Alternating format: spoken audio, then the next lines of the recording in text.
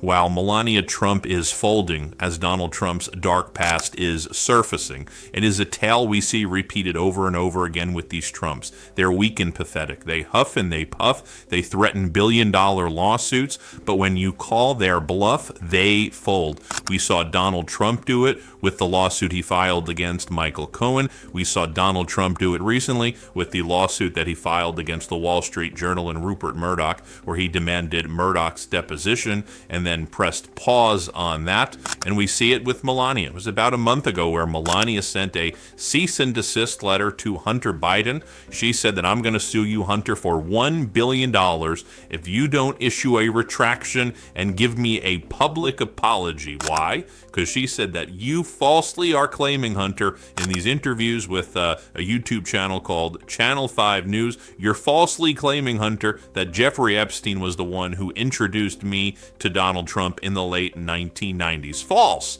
says Melania. It was a guy named Paolo Zampoli who ran a modeling agency with young Eastern European women who brought me to the United States through events at a club called the Kit Kat Club in Manhattan, where the young Eastern European woman would meet the wealthy Manhattan businessman. That's how I met Donald, through Zampoli, and then I got my Einstein visa secured, and I got expedited citizenship, and the rest is history. Do not mention that it was Epstein who made the introduction. Just ignore also all of the photos with Melania and Epstein and Donald Trump and Elaine together. Ignore that everybody knew each other. She said it was defamatory to even say that Epstein made the introduction between Melania and Donald Trump.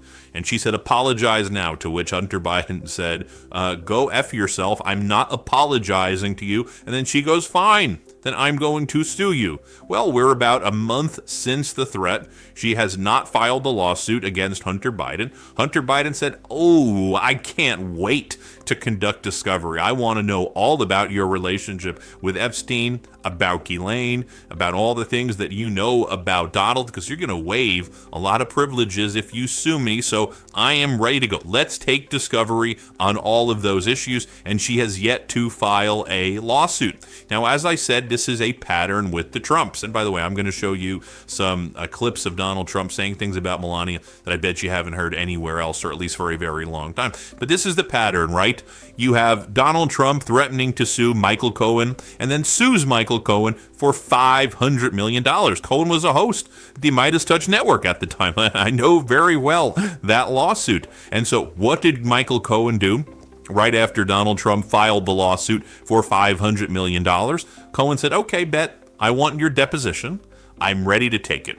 Let's see, let's go. Trump filed it in the Southern District of Florida, and Cohen's like, let's go. I'll do it in Florida. You pick the location. Trump said, I need more time. I'll give you a little more time. Okay, but let's schedule it. Then Trump says, I need more time. I'll give you a little bit more time, but we're going to take your deposition in the next month. And then Trump's like, I need a little bit more time. I need a little bit more time. And then Trump's like, I'm not going to show. I'm campaigning. And then Cohen's like, you sued me. What do you mean you need more time? Cohen went to the federal judge. The federal judge ordered Donald Trump to have his deposition taken. Trump's like, I need a little bit more time. The federal judge said, okay, I'll give you a little bit more time. Then right before the deposition was set to take place, what did Donald Trump do? He dismissed the case. It's a pattern with these Trumps. If you stand up to them, if you confront them, they're just bullies. They huff it, but they're weak people, and they almost never have the facts on their side. Pretty much never. So then you had Donald Trump file the dismissal right there, October 5th, 2023. Donald Trump, by and through undersigned counsel, gives notice that pursuant to Rule 41A sub 1, he's voluntarily dismissing the action against Michael Cohen. Similarly, what just happened with Murdoch? Donald Trump sued the Wall Street Journal and Rupert Murdoch for $10 billion. $10 billion. Rupert Murdoch said, okay, well, I'm ready to take your deposition as well. Let's have your deposition. And then Donald Trump's like, I want your deposition, Rupert. Rupert's like, okay, you take my deposition. I take your deposition. Then what happened? Joint stipulation regarding plaintiff's motion to compel expedited deposition of Rupert Murdoch. And it says that Trump and the defendants all are agreeing with the following. Subject to the terms of the stipulation, together with a separately signed abatement agreement, which contains additional procedural details related to stipulation. Plaintiff, meaning Trump, agrees to abate his pending motion to compel the deposition of Rupert Murdoch until defendant Rupert Murdoch's motion to dismiss is adjudicated. The parties agree not to engage in discovery. That means that Murdoch doesn't take Trump's deposition, Trump doesn't take Murdoch's deposition, and obviously behind the scenes, Trump lawyers are trying to work out something with Murdoch's lawyers in order to make this all go away. I predicted early on, like literally the day it happened, that I thought that, this lawsuit is about the birthday card that the Wall Street Journal said that Donald Trump sent Jeffrey Epstein for his 50th birthday in the early 2000s, and Donald Trump's like, I never sent that. No way I ever sent that. That's defamatory. I'm suing you, Wall Street Journal. Well, a few things. I always believe that the source of that leak was Ghislaine Maxwell in order to get Donald Trump's attention to then move her from the Tallahassee facility to Bryan, Texas. I thought it was a warning shot from her camp that we have this and we know more. And she executed the plan. Go back, I said it that day. But also, we know that book is in the possession of the Epstein estate, and we know Congress is going to get that book soon, and we're going to see it. So we're going to see Donald Trump's handwriting on it. We're going to see the card. We'll likely see Trump's name all over. And one of the things I also said is that, Donald, you're out there saying Epstein's a great guy who liked women on the younger side. Mar-a-Lago was used as the grounds for child sex trafficking. Meaning, you had Virginia Giuffre, underage. A child was found at Mar-a-Lago, as you say, stolen. So now you can argue you didn't know what was happening at Mar-a-Lago, but it's undisputed that Mar-a-Lago was used in some part of Epstein's sex trafficking scheme. Virginia Giuffre worked for you. That's how she worked at the spa. What was she doing? What was this little girl doing working at the spa in the first place? And then Epstein and Ghislaine Maxwell recruited her for sex trafficking from Mar-a-Lago. And then, of course, there were the parties you had with Epstein where you brought over 30 girls of indeterminate age as people who brought those girls there alleged from beauty pageants and said that you were going to get in VIP modeling contracts, but it was just you and Epstein there.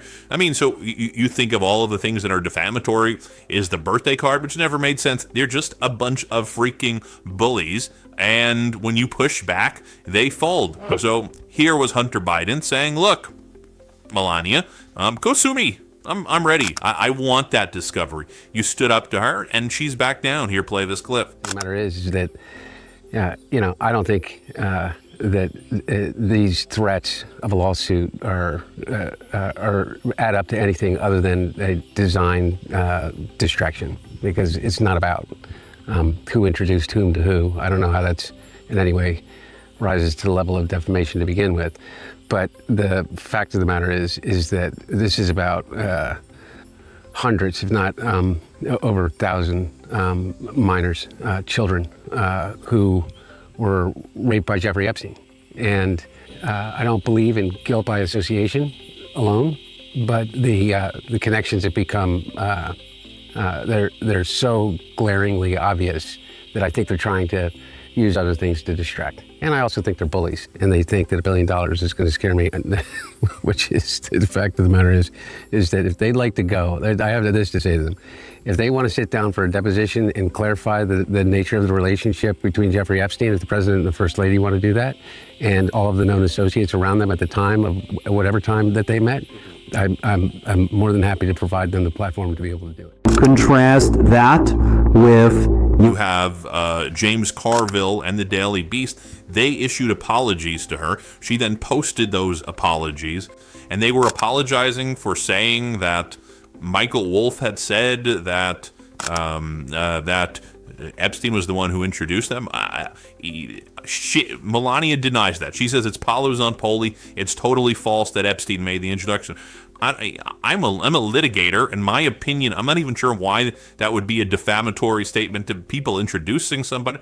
That they didn't say anything more than an introduction was made. So it was Zampoli versus this person. So explain to me the defamation there. You're in photos with Epstein and Trump, and there's other things as well. Let me get to the other things too, like Donald Trump when he went on Howard Stern. He put Melania on the phone with Howard Stern, and Melania, and they talked about Melania being almost naked, inviting Howard Stern over, as Howard Stern said that he's taking his pants off. This is how Donald Trump treated Melania. They're like, what's her name? Something like Melania. This is how we treated her in 1999. This is the type of guy he is. Here, play this clip. President Donald Trump is on the phone. My theory is that Donald is really not running for president. I think he's just promoting a book. Yeah, he doesn't need the commission. Donald. Hi, Howard. How are you? But I am having a good time. Mr. President. Well, you have to endorse me, Howard. Yes, sure, I'll endorse you. What else have I got to do? Tell you what, this country won't be ripped off anymore, Howard. I know you'll get a good deal. We'll get good deals. You guys are great businessmen. Oh, yeah. Lots of good deals and lots of lower taxes. Let me talk to that broad in your bed. I could almost have her talk to you. You could? Let me just Actually, she's outside in another room listening to this. What is she doing next? What is she wearing? I don't know. Maybe I should get her in. Do you want me to get her in? Yeah, let me talk to her for a second. Let me talk to her. What's her name again? Now, Howard Stern then said in another interview with Donald Trump, let me give you a hypothetical. Would you stay with Melania if she was in a car accident and she lost her left arm and she was paralyzed? To which Trump said, I need to know what her breasts were like. If I was going to stay with her, what do her breasts look like after being in the car accident? Here, play this clip. I'm going to give you a hypothetical. Go ahead. Melania is in a horrible car accident. Her body is fine except for the fact that her left arm is paralyzed now. It's useless. Okay. It hangs there like a slab of meat. Right. How do the breasts look? The breasts are okay. Okay, well, that's important. So that's out there. I mean, imagine what discovery of Melania would look like. Like, I want you all to remember this too, because we covered this here on the Midas Touch Network, and it wasn't really covered anywhere else. When Donald Trump would give speeches at high schools during the campaign, he would talk about how he would bring up to Melania getting urinated on, getting peed on by hookers, and saying, I never did that, Trump says. He says that he's not into golden showers, and any rumor that he gets peed on by hookers and gets urinated on is false because he doesn't like germs. And he said, Melania can vouch for me. I don't like that. Okay, you're bringing Melania into this, and you said this at a high school. This was at a high school, this speech. Here, play this. He was with 4 hookers. You think that was good that night to go up and tell my wife, it's not true, darling, I love you very much? It's not true.